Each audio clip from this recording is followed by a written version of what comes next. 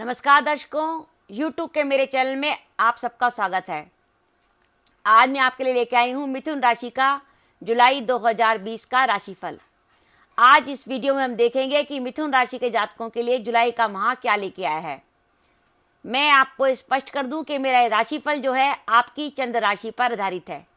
अगर आपकी जन्म कुंडली में जहाँ चंद्रमा लिखा है वहाँ पर 3 नंबर का अंक लिखा हुआ है तो आपकी मिथुन राशि बनती है और आप इस वीडियो को देख सकते हैं। जैसे आपके सम्मुख ये मिथुन राशि की कुंडली है, देखिए यहाँ पर जहाँ चंद्रमा लिखा है वहाँ पर 3 नंबर का अंक लिखा हुआ है और 3 नंबर का अंक इस बात का प्रतीक है कि आपकी मिथुन राशि है। अगर आपकी जन्म कुंडली में भी ऐसी स्थिति है कि 3 नंबर के अंक में चंद्रमा लिखा है तो आप ये वीडियो देख सकते हैं। सबसे पहले हम देखते हैं कि मिथुन राशि के जातकों के लिए जुलाई के माह में ग्रह गोचर क्या है। लगन में जो है चंद्र, बुध, सूर्य व राहु की युति है और कुटुंब के भाव में कर्क के सूर्य होंगे माह के अंत तक। सप्तम भाव में धनु राशि के गुरु विद्यमान है, वक्री अवस्था में उनकी केतु के संग युति है। अष्टम भाव में मकर राशि में शनि है, दशम भाव में मीन राशि के मंगल हैं और द्वादश भाव में जो है वृषभ राशि के शुक्र हैं। लगन में जो बुध विद्यमान है वो 14 जुलाई तक तो वक्री रहेंगे, उसके बाद वो जो है मार्गी हो जाएंगे। और सूर्य भी जो माह के आरंभ में लगन पर विद्यमान है मिथुन राशि में, वो 14 जुलाई के बाद आगे चलकर कर्क राशि में प्रवेश करके आपके कुटुंब भाव में आ जाएंगे। तो ये तो है ग्रह गोचर मिथुन राशि के जातकों का। सबसे पहले हम बात करें कि मिथुन राशि के जातकों के लिए जुलाई का माह इतना महत्वपूर्ण क्यों है। जुलाई का माह इसलिए महत्वपूर्ण है क्योंकि वर्ष 2020 ऐसा है कि जिसमें देवगुरु बृहस्पति जब वर्ष का आरंभ हुआ तो धनु राशि में थे, उसके बाद 29 मार्च से देवगुरु बृहस्पति मकर राशि में चले गए और अब 29 जून को फिर देवगुरु बृहस्पति वापस धनु राशि में आ गए।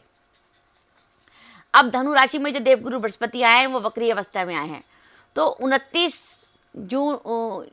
29 मार्च को देवगुरु बृहस्पति धनु राशि से मकर राशि में चले गए थे, यानी आपके मिथुन राशि के अष्टम में आ गए थे। अब गुरु जो है मिथुन राशि के लिए एक तो बनते हैं दशमेश और एक बनते हैं सप्तमेश।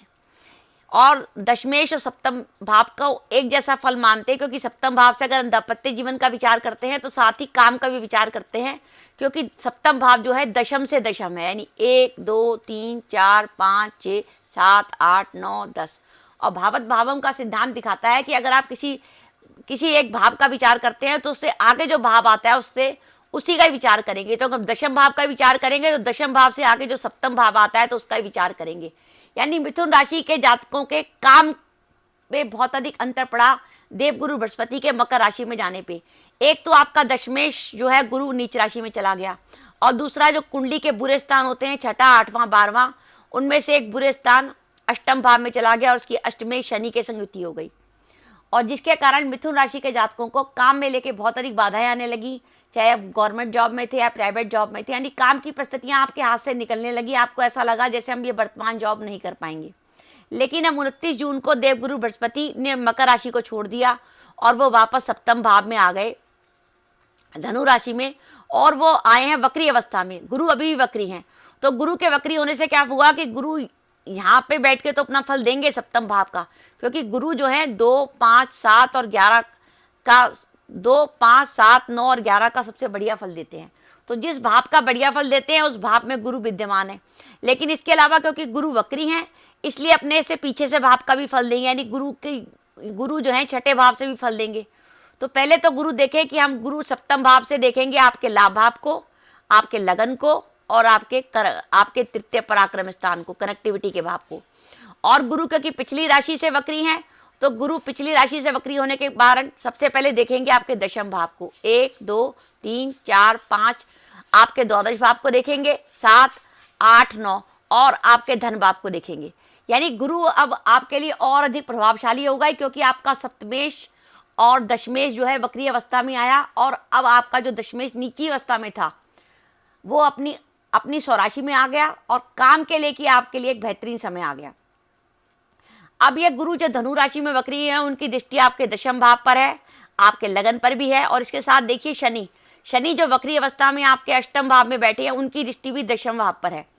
ज्योतिष शास्त्र में कहते हैं कि गुरु व शनि जैसे ग्रह जो एक लंबी अवधि के ग्रह हैं, गुरु एक राशि में 13 महीने चलते हैं और शनि एक राशि में 2.5 साल चलते हैं। अगर ऐसे ग्रह आपके दशम भाव से या दशमेश से संबंध रखते हैं तो वो इस बात का संकेत है कि काम को लेके कोई आपका महत्वपूर्ण समय आया है। और अगर इन दोनों ग्रहों का आशीर्वाद आपको मिला होता है तो काम की परिस्थितियां आपके लिए बहुत अधिक पॉजिटिव हो जाती हैं। जैसे दशमेश अपनी स्वराशि का होके आपके दशम भाव को देख रहा है, इधर गुरु भी अपनी स्वराशि में आपके दशम भाव को देख रहे हैं, शनि जो कि आपके भाग्येश होकर आपके दशम भाव को देख रहे हैं, तो आपके लिए काम की परिस्थितियां और अधिक बेहतर हो जाएंगी। आपके काम में अगर किसी प्रकार की कोई बाधा आ रही थी तो वह बाधा दूर होगी। आप मिथुन राशि के जातक थे और आप 29 मार्च से परेशान थे। 29 मार्च से जब से गुरु अपनी नीच राशि में गए थे, जॉब को बदलना चाहते थे या अपनी जॉब आपके पास थी नहीं, जॉब को ढूंढ रहे थे अपनी, तो आपकी वो तलाश पूरी हो सकती है। क्योंकि गोचर में देखिए आपके लग्नेश बुध और दशमेश गुरु का पूर्ण दृष्टि संबंध बन गया है। जो ये गोचर में जो आपके लग्नेश और दशमेश मिल गए हैं, ये काम के लिए बेहतर समय है। आपकी काम की तलाश पूरी हो सकती है, आपको काम मिल सकता है।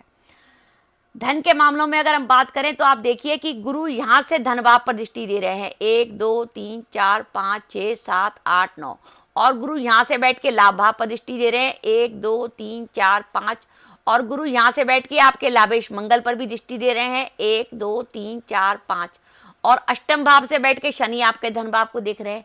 यानी आपके धन भाव पे जहाँ से धन संपत्ति का विचार करते हैं, लाभ भाव से जहाँ पे रेगुलर इनकम का विचार करते हैं, दोनों ही भावों पर गुरु व शनि की दृष्टि पड़ रही है। तो इसका मतलब ये संकेत है कि आपकी जो वर्तमान सैलरी है या आपकी वर्तमान इनकम है उसमें बढ़ोतरी होने का संकेत मिल रहा है। इसके साथ ही आपका पंचमेश शुक्र जो है स्वराशि का आपके द्वादश में विद्यमान है, और पंचम भाव होता है हमारा विद्या बुद्धि का या हमारी सोच का। पंचम भाव पर अगर गुरु जैसे ग्रह की दृष्टि आपके शुक्र पर पड़ेगी तो आपके निर्णय सही होंगे। ये समय ऐसा है कि गुरु की शुभता आपके लगन पर बरकरार है, आपके चंद्र लगन को गुरु देख रहे हैं, तो आप इस समय सही निर्णय लेंगे। काम के लिए समय सही होने के साथ साथ एक फायदा ये हुआ कि सप्तम भाव में सप्तमेश स्वराशि का विद्यमान हो गया, जिसके कारण दाम्पत्य सुख आपका बढ़िया हो जाएगा। दाम्पत्य सुख में कोई बाधा आ रही थी वो बाधा दूर होगी। प्रेम का कारक शुक्र जो है द्वादश भाव में विद्यमान है और उस पर जो है गुरु की दृष्टि है, इसलिए प्रेम संबंधों के लिए समय बहुत अच्छा है। क्योंकि सप्तम भाव पे गुरु का विचरण हो रहा है तो मिथुन राशि के वो जातक जो कि विवाह के लिए प्रयत्नरत थे उनका विवाह तय हो सकता है।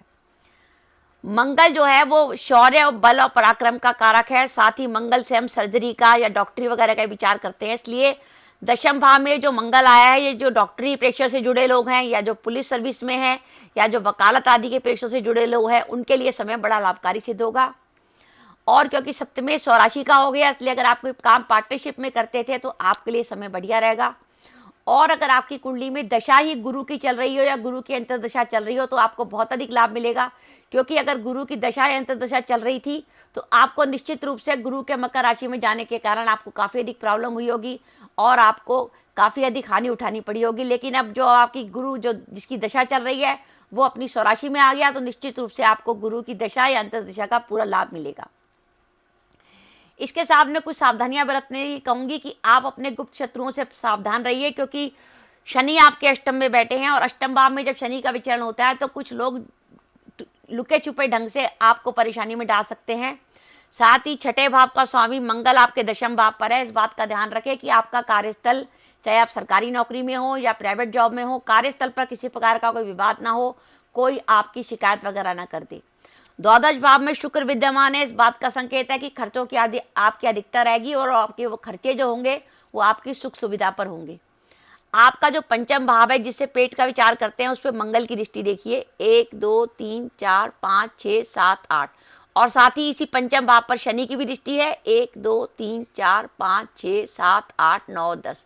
इसलिए पंचम भाव का विशेष रूप से ध्यान रखिए, पेट में एसिडिटी बने या कोई प्रॉब्लम हो, या अगर आपको पेट के संबंध में कोई प्रॉब्लम चल रही है या पेट की कोई लंबी बीमारी है तो अपना हेल्थ का ध्यान रखिए।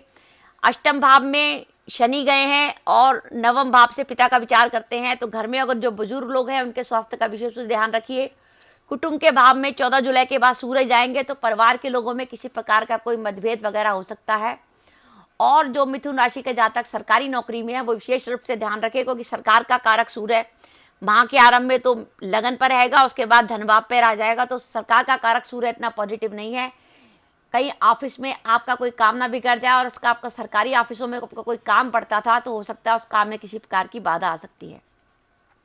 तो इस प्रकार मिथुन राशि के जातकों के लिए जुलाई का माह महत्वपूर्ण है। दशमेश गुरु का अपनी नीच राशि मकर से निकलकर धनु राशि में प्रवेश काम के लिए शुभ है, और गुरु धनु में वक्री होकर लगन व दशम दोनों को दृष्टि दे रहे हैं। शनि की भी दशम पर दृष्टि है।